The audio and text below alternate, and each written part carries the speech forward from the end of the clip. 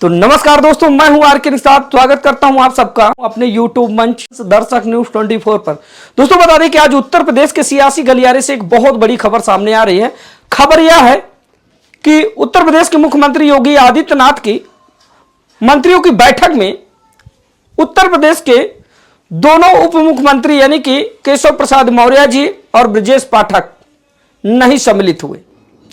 बता दें कि यह खबर सुर्खियों में बनी हुई है। निरंतर आप न्यूज चैनल खोलकर बैठेंगे, किसी भी चैनल पर देखेंगे तो आज बस सिर्फ एक ही खबर चल रही है कि आखिर क्यों यूपी के मुख्यमंत्री योगी आदित्यनाथ की मंत्रियों की बैठक में तमाम मंत्री पहुंचे थे, लेकिन आखिरकार यूपी के दोनों उप मुख्यमंत्री केशव प्रसाद मौर्य और ब्रजेश पाठक क्यों नहीं पहुंचे। दोस्तों बता दें कि इस बात को जानने के लिए थोड़ा सा हम पीछे चलेंगे, यानी कि सन 2017 में, सन 2017 का वह दौर जब विधानसभा चुनाव हुआ था और विधानसभा चुनाव में पूर्ण बहुमत के साथ भारतीय जनता पार्टी ने अपनी सरकार बनाई थी। और दोस्तों जिस समय चुनावी माहौल चल रहा था, उसके बाद जैसे विधानसभा चुनाव खत्म होता है और जब मुख्यमंत्री चुनने की बारी आई थी, तब यही दो नाम जो आज मीटिंग में नहीं पहुंचे, यही दो नाम ज्यादा सुर्खियों में बने हुए थे, यानी कि उप मुख्यमंत्री केशव प्रसाद मौर्य और ब्रजेश पाठक का नाम बार बार सामने आ रहा था। और कहीं ना कहीं लोगों में इस बात का रुझान था कि मुख्यमंत्री या तो केशव प्रसाद मौर्य बनेंगे या तो फिर ब्रजेश पाठक। लेकिन हुआ क्या, अचानक एकाएक उत्तर प्रदेश के मुख्यमंत्री योगी आदित्यनाथ जी को बना दिया जाता है। उसके बाद से पार्टी में आपसी सुलह समझौता होता है कि चलिए ठीक है, इस बार योगी आदित्यनाथ बन गए, हो सकता है अगली बार दोनों में से किसी एक का नंबर रहा होगा। लेकिन उसके बाद फिर से सन 2022 में दोबारा विधानसभा चुनाव होते हैं और विधानसभा चुनाव 2022 में भी यूपी के निवर्तमान मुख्यमंत्री योगी आदित्यनाथ को रिपीट करते हुए दूसरी बार मुख्यमंत्री बनाया जाता है। तो कहीं ना कहीं जो दो उप मुख्यमंत्री पहले से बैठे थे, जिन्होंने कयास लगाए थे कि हो सकता है इस बार योगी आदित्यनाथ जी को कमान सौंपी गई है उत्तर प्रदेश की, अगली बार हम दोनों में से किसी एक को सौंपी जाए। दोस्तों बता दें कि जब दोबारा इलेक्शन हुए और फिर से इन दोनों का चुनाव नहीं हुआ, इन दोनों का नाम मुख्यमंत्री की सूची से बाहर रहा, उसके बाद से पार्टी में थोड़ी सी कवायद शुरू हो जाती है। उसके बाद होता क्या है कि अंदरूनी कलह, आप लोगों ने गौर किया होगा कि अंदरूनी कलह पार्टी में शुरू रहती है। ऐसे में दोस्तों बता दें कि अभी हाल ही में आते हैं राम मंदिर अयोध्या, यानी कि अयोध्या राम मंदिर की प्राण प्रतिष्ठा से लगभग 1 महीना 2 महीना पहले यह खबर सुर्खियों में बनी हुई थी। यह चर्चा काफी तेज हो गई थी कि योगी आदित्यनाथ की करियर पर लटक रही तलवार और बहुत जल्द उत्तर प्रदेश के मुख्यमंत्री बनेंगे केशव प्रसाद मौर्य। निरंतर लोग इस बात पर जो है चर्चा करते नजर आ रहे थे। और दोस्तों थोड़ा सा फिर से एक बार मैं आप लोगों को विधानसभा चुनाव 2022 में ले चलूंगा। जब विधानसभा चुनाव हुआ था उस समय आपने देखा था कि केशव प्रसाद मौर्य स्वयं अपने गृह जनपद से अपनी विधानसभा सीट हार गए थे, और वो भी काफी प्रचंड वोटों से।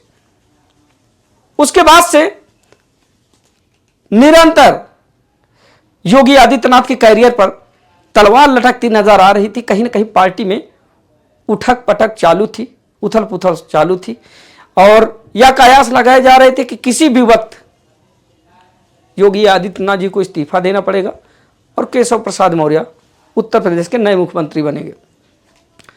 दोस्तों बता दें कि जब दोबारा केशव प्रसाद मौर्य और ब्रजेश पाठक को मुख्यमंत्री के रूप में नहीं चुना गया, उसके बाद से यूपी की बागडोर यूं ही चलती रही योगी आदित्यनाथ जी के हाथों।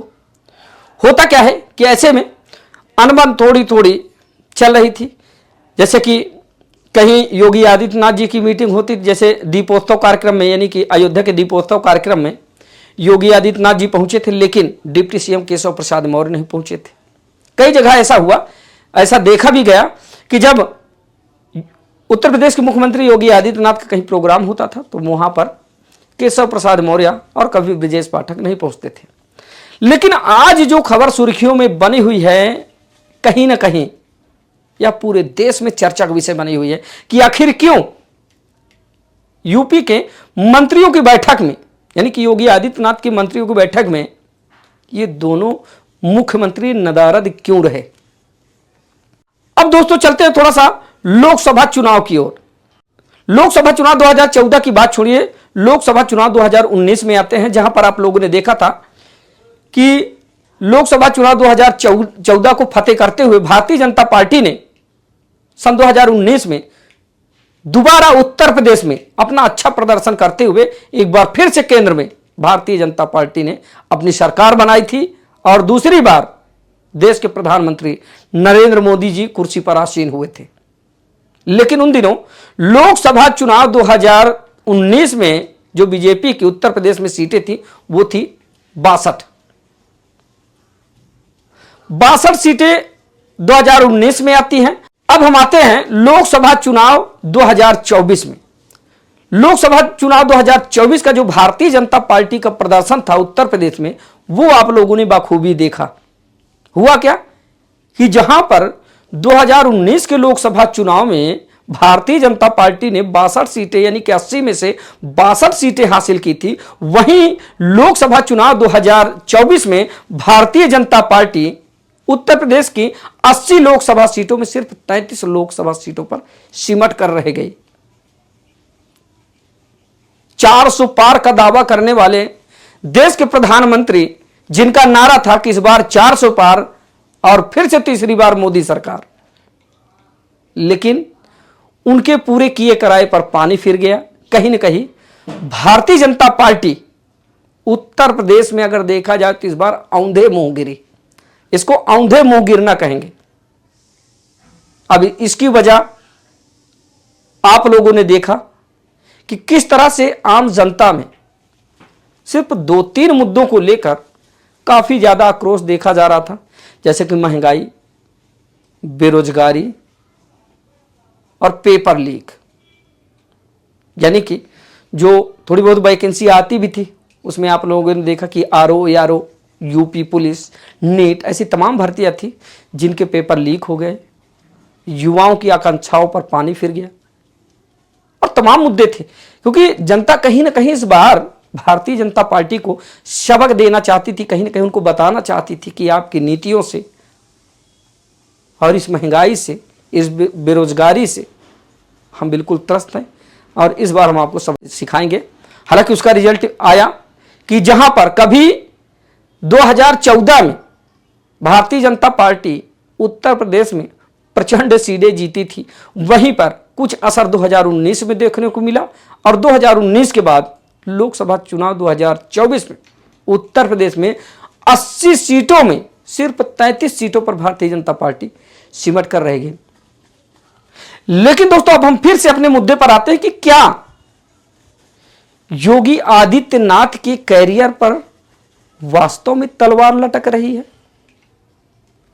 क्या मध्यकाल में योगी आदित्यनाथ को अपनी कुर्सी छोड़नी पड़ेगी? क्या हकीकत में उत्तर प्रदेश के नए मुख्यमंत्री बनेंगे केशव प्रसाद मौर्य? तो आइए ये सब जानने के लिए थोड़ा सा फिर से हम पीछे चलते हैं कि विधानसभा चुनाव 2022 में चलते हैं। यानी कि विधानसभा चुनाव 2022 होने के बाद जब दोबारा उत्तर प्रदेश के मुख्यमंत्री योगी आदित्यनाथ बने, उसके बाद से कहीं ना कहीं ये दोनों नेता, यूपी के जो दोनों डिप्टी सीएम हैं ब्रजेश पाठक और केशव प्रसाद मौर्य, इनकी नजदीकियां अमित शाह से बढ़ने लगी। और आज भी जब कभी चर्चा होती है तो ब्रजेश पाठक और केशव प्रसाद मौर्य को अमित शाह के खासम खास बताए जाते हैं। यानी कि अमित शाह के बड़े करीबी बताए जाते हैं। और ज्यादातर आप लोगों ने इन दोनों को अमित शाह यानी कि गृह मंत्री अमित शाह के साथ आप लोगों ने देखा होगा। कहीं ना कहीं एक बात तो यह साफ है कि जिस तरह से मोदी सरकार का एक समय नारा था और आज आपने देखा कि मोदी सरकार का नारा बदलकर अब एनडीए सरकार में बदल गया है, वहीं पर योगी आदित्यनाथ जी के ऊपर आते हैं तो आप लोगों ने देखा होगा दोस्तों, इस बात पर आप गौर कीजिएगा कि जब कभी चर्चा होती थी तो योगी और मोदी, यानी कि योगी और मोदी, किसी का भी नाम लीजिए, अगर आम जनता से भी पूछेंगे किसी भी राज्य से, इन दोनों नामों को इतनी ज्यादा पॉपुलैरिटी मिल चुकी थी कि लोग बाग किसी भी राज्य के हों, किसी भी जिले से हों, अगर लोग बाग चर्चा करते सरकार किसकी अच्छी है, तो जो इनके समर्थक हुआ करते थे सरकार होनी चाहिए योगी और मोदी की। तो कहीं ना कहीं ये मैं बता रहा हूं आप लोगों को कि मोदी के साथ योगी का नाम किस तरह से जुड़ गया था, और मोदी के नाम से पहले योगी का नाम लिया जा रहा था, नहीं कि किसकी सरकार, योगी और मोदी की। तो क्या मोदी के नाम से पहले जो योगी का नाम लोगों की जुबान पे आता था, क्या वो खल गया भारतीय जनता पार्टी को या आम भारतीय जनता पार्टी के तमाम नेताओं को?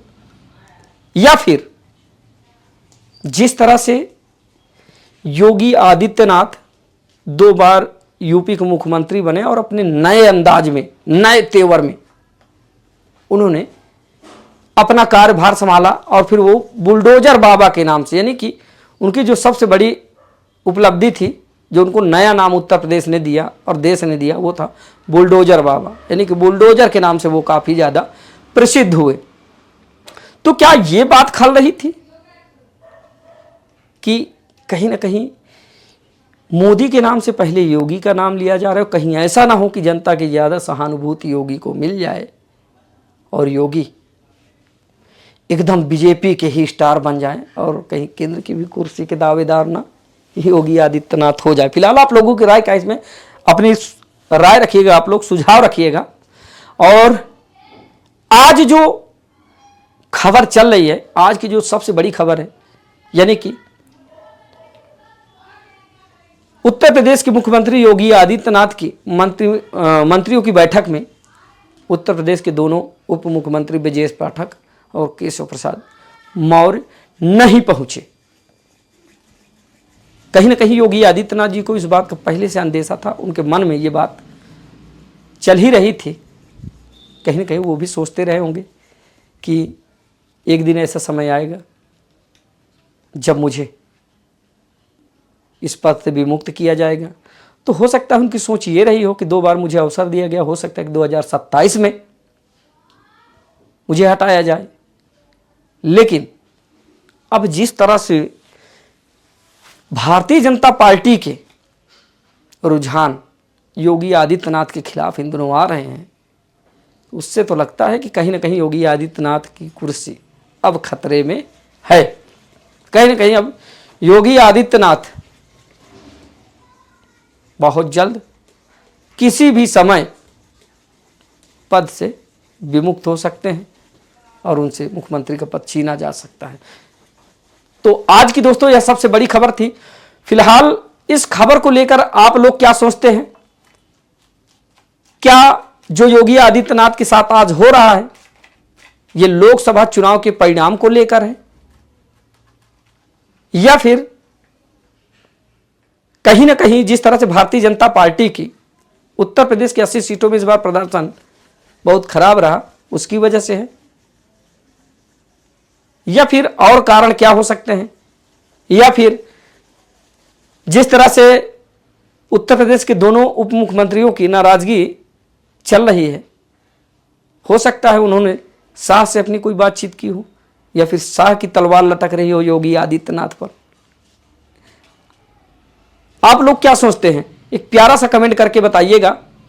तो मिलते हैं किसी दूसरी खबर में, तब तक के लिए नमस्कार।